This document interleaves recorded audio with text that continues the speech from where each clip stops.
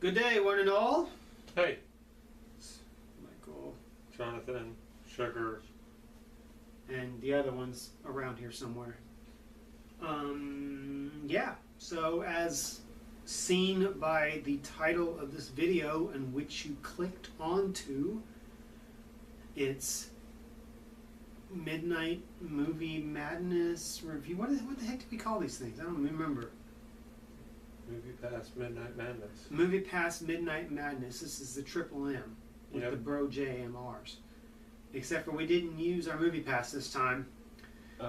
Yes, Yeah. we actually paid. We paid for this one, and it's not our usual day. It's not Thursday. It's Wednesday night. It's Thursday morning. Thursday morning, technically now. But so yes, it is Thursday. So just it's the pre-sleeping part of Thursday, Yeah. not the post-sleeping part of Thursday. And so yes, we actually broke down and paid to go see a movie. I know, shocking. Paid $15 to go see a movie. $15 a piece to go see a movie, just to bring you this review, and to enjoy the film. And totally worth it. We decided to pay the extra money because we wanted to see this one in 3D. And Which normally we don't give a crap about anymore. Really don't. I mean, I don't. I don't really either. It's got to be something special, and this was something special. Yep. So, are you ready, Player One? I am ready.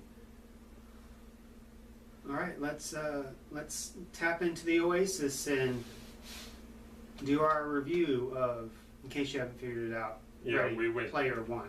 Yeah, we went to go see Ready Player One.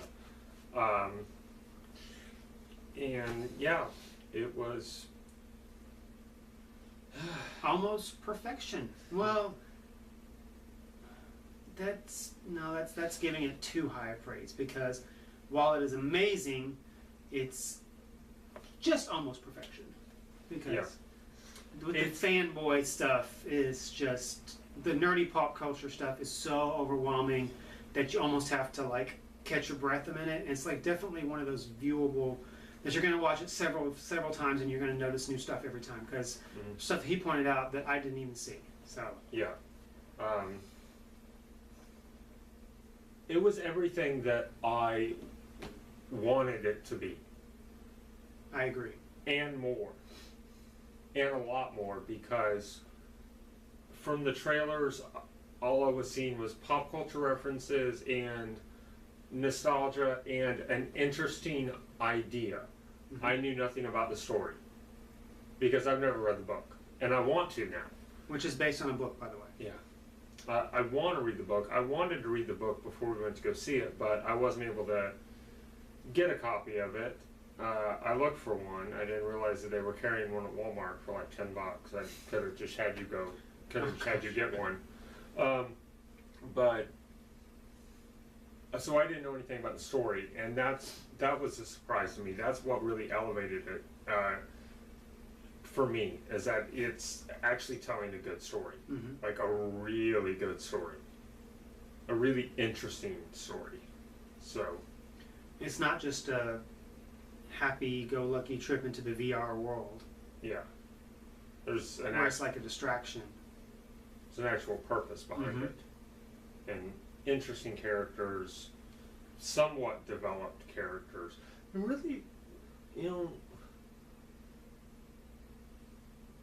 the characters really weren't developed like a lot. They weren't plain and basic, but they never really went into any sort of backstory, real backstory for a lot of them. But it was okay. I wasn't upset by that, and usually I am. I like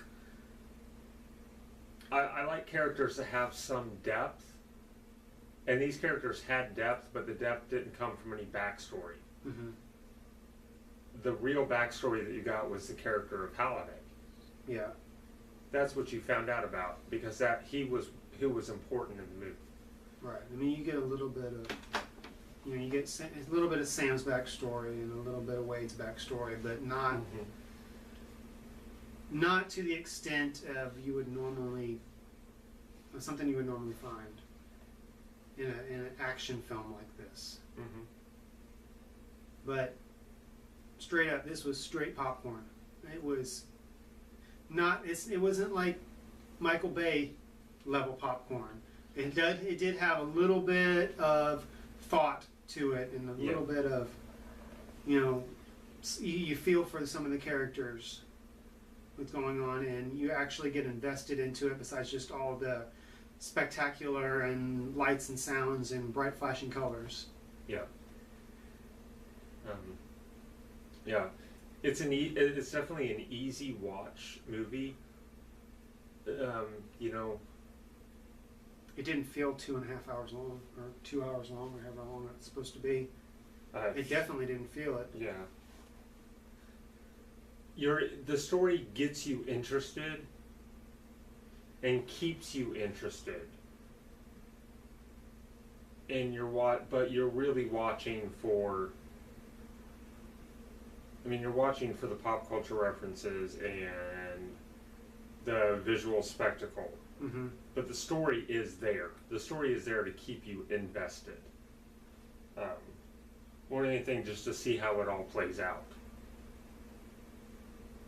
But some very good performances throughout. Surprisingly good performances, Mm-hmm. to be honest. I agree. And from what I could tell, because I don't know any of these people, it's all relative unknowns. I've never seen any person in that movie before besides Simon Pegg. Ben Mendelsohn is a pretty big name. Did a great job. He played the villain. Okay. He's great. He played the villain in Rogue One too. So. Oh, okay. Yeah, and Gotcha. he's starting to make a career out of playing villains. He had something else come out like either this year or last year where he was the villain, and he does a good job. T.J. Miller did a voice of one of the characters. He did the voice of IROC. That's why it sounded familiar. I was trying to place it the whole time. Ty Sheridan, who plays Wade, is relatively new. Olivia Cook played Sam, and she's been in some stuff, and she's very good, but she's still fairly new. Everybody else I would say is straight up unknown. Yeah, and it works for this type of film because it's probably 3/4 in this Oasis VR reality and 1/4 of the movie maybe in real life. Would you say 2/3 to 1/3 or 3/4, somewhere between whatever between 1/4 and 1/3 is. Yeah. But so that is okay. It kind of had a little bit of Avatar feel to it. Not just the fact that they go into this world where it's there's avatars, but like in this VR world, there's like a balance and a struggle for ownership and of it, and so it, not to the point of like, let's destroy the natural resources that they talked about in Avatar. Yeah. The Dances with Wolves meets Ferngully. Yeah. It definitely did. It was a weird contrast between the Oasis and the real world, especially for the characters that we were viewing this whole situation through their eyes, like Wade and Sam, who Wade lives in, the Stacks, which is basically an incredibly poor part of Columbus, right? I think so. Yeah. Yeah. Columbus, Ohio. Which is where the whole, that's where everybody is. It seems like that's where everybody is. So maybe that's become basically, in this future, like the Mecca for everybody to go to. Yeah. Well, because they said that Halliday was from Columbus, so that's and that makes sense, but it was just kind of an odd choice of a city, Columbus, Ohio, and he lives kind of poor, and Sam is part of well, she's kind of in the same boat. So to see that contrast between how they're living in the real world, and then you go to the everybody goes to the Oasis to escape, and it was very Sims like in a lot of ways. They basically are literally living their lives in the Oasis. Their real life is unimportant. He even says except for eating, sleeping, and going to the bathroom, everybody pretty much stays in the Oasis. Yeah. Again, except for Ben Mendelsohn's character, who's actually running a company. And, that was a weird contrast that he was the villain, but he really knew nothing about the Oasis. Yeah. Except for having a lot of money to be able to buy whatever he wants. So, so many pop references. Oh my goodness, you just get lost in it. I stopped trying to catch them. I really did. Up until the end, when it was a little bit easier to see some of them, I just stopped trying to catch them because I was actually trying to pay attention to the movie. I was like, yeah, when this comes out on Blu-ray, I'll do an Easter egg watch and hunt. Yeah. There's probably going to be a special feature that helps. A counter, like maybe a counter or something. That would be awesome. Yes. One of the biggest nerdy fanboy things for me was the time machine was in it. And did you notice that the time machine had Kit's light bar? I did notice that. Did you notice that when he used the Zemeckis cube, which was just a Rubik's cube, but they actually call it a Zemeckis cube, the Back to the Future played really lightly? Mm-hmm.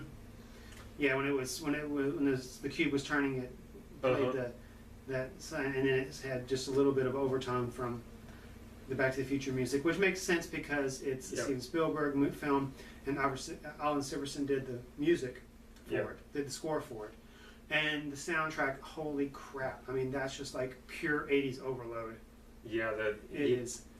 Gonna have to hunt the soundtrack it's out. It's awesome. I want them to put that cassette out. I want them to put it out on cassette. That would be awesome. Surprisingly, for a Steven Spielberg movie, there weren't a lot of Spielberg references. None of the main three that I think of was Spielberg. No Jaws, no E.T., no Close Encounters. Those are the main three I think of when I think of Spielberg. Right. They had at least Back to the Future and Jurassic Park is really the only thing that I could see. King Kong.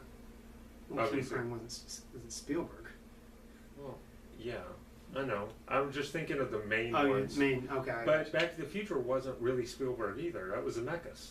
Yeah, but Spielberg produced it. Yeah, but nobody cares about producers. Sorry to all the producers out there that may be watching this. You guys do good work, all right? Yes, movies cannot be made without you. Yeah. But I forgot that Spielberg did Jurassic Park, so that was a big one. But most of them were kind of flyby references. Most of them. There is a very, very big one that happens that we're not talking about. Yeah. Because it's a surprise. It is. I've been thinking about what to say about this. I will just say it's a very interesting take on a movie that I never would have expected to be referenced into this film. Yeah. That's probably the easiest way I could put it without spoiling it. Yeah. And I wonder how they got permission to use that. How a certain director's family gave him permission for that. Because it's Spielberg. Spielberg can get whatever he wants. Yeah. Everybody was talking about whether there was going to be a Star Wars reference in it. I'm like, it's Spielberg. Spielberg can get whatever he wants, okay? So there was even an Avatar reference in there, so he was able to get some stuff from Cameron. Yeah, and there was Star Wars references in there. There was one main one. But yeah, I mean, there was Neytiri was in the dance club. Yeah. Sitting next to Harley Quinn. Yep.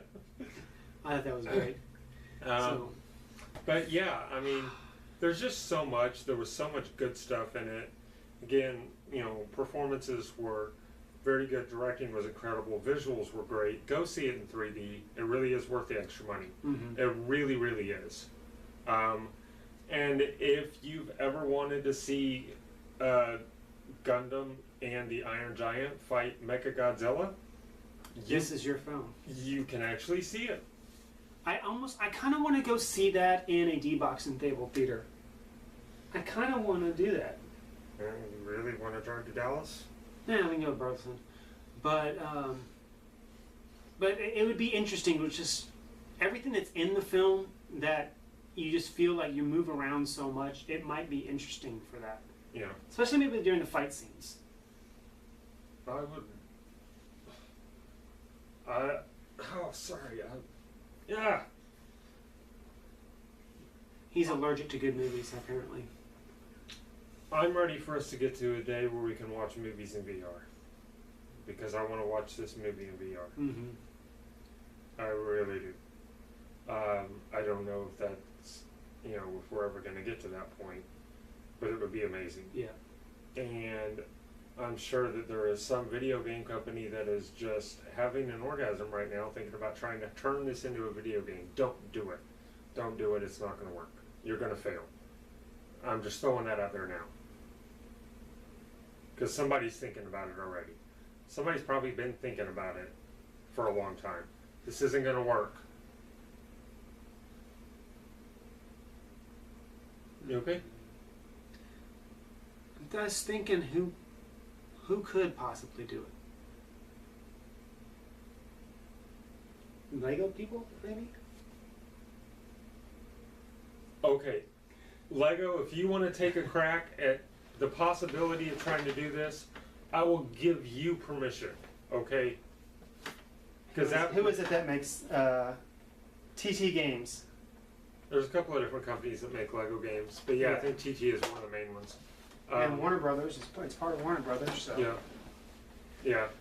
That might be okay. Lego is able to somehow get permission to use any reference they want from anything and everywhere. Yeah. I don't know how they do it. Probably because they're Dutch, and people like the Dutch. And that would be because some of the sound effects and some of the way the things, like when people died in the movie, when the avatars died in the movie, it had a very Lego feel. Yeah. Like when they explode, it has a Lego feel to it. So Yeah, and it was. I mean, there was a lot of references in the quote unquote missions that they go on. That this is a virtual world, but it's still a game. Mm-hmm. I mean, it's basically an MMO. The whole thing is basically an MMO. When people die, they zero out and they lose everything. That's looting bodies. Yeah. That's when you go and loot a body, because you can pick up the coins. Mm-hmm. In that race, that was amazing. He said, I have to start at the back. I don't have any gas. So he had to pick the coins off the people that crashed so he could fill his gas tank. Yep. And that was amazing. That's a great little detail for gamers that, to throw in there. So, yeah. Very much, it actually, one of the things that it really reminded me of, and I'm pretty much done, but I just want to throw this out there. In the movie, did you ever see the movie Gamer? Mm-mm. Well, in Gamer, it's based off of a game called Slayer, but the creator of that game had created another game called Second Life. Okay, yeah. I was thinking it didn't. I was trying to think of what the name of what it was. It's very. I don't remember if he called it Second Life, but it was basically Second Life, the real game. Yeah. But in this movie, people literally, it's their job to live as an avatar in Second Life. They do things in the game and they get paid real money to do them. Like there's prostitutes and things like that. Hmm. It's actually very, very disturbing. That aspect of that game is very, very disturbing.